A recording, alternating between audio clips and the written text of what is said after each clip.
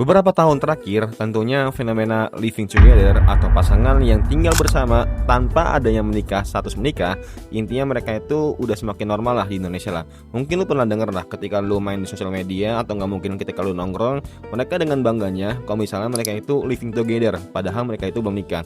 Dan gue yakin di sini pasti banyak yang pro dan kontra tentang hal ini.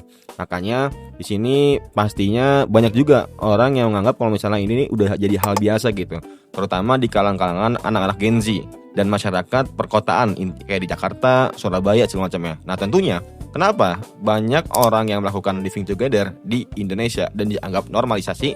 Hello guys, welcome in Bang Arjo Jondong. Jadi kali ini gue mau sharing kalian.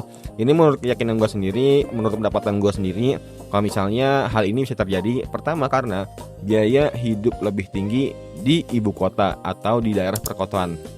Tentunya ya pastinya dengan biaya hidup tinggi, ya dengan adanya tempat tinggal yang gabung, apalagi yang mereka bahasanya guys ya, kebanyakan dari orang-orang yang broken home gitu, yang mereka itu mungkin di rumah itu kesepian, nggak ada kasih sayang segala macamnya. Ya udah, tapi mereka itu kayak nggak buru-buru buat menikah juga, karena ya kalau misalnya udah menikah pastinya ya udah itu benar-benar terikat segala macamnya.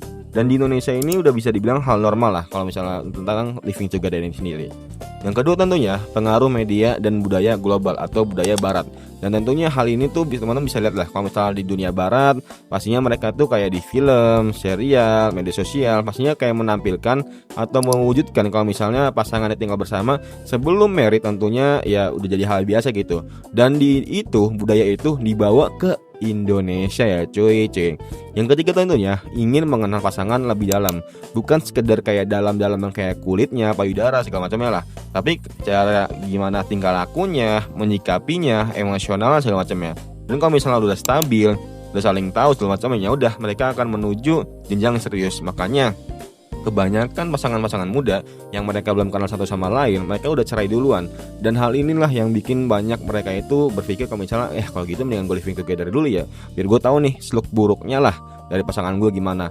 Dan kalau misalnya udah oke, tingkah lakunya gue udah tahu segala macamnya, baik dari dalam maupun luarnya, ya udah mereka udah pasti ingin ke jenjang lebih serius. Makanya banyak ketika mereka itu melakukan ini mungkin cuma beberapa hari aja, nggak lama banget ya guys ya. Nah, mungkin menurut kalian gimana?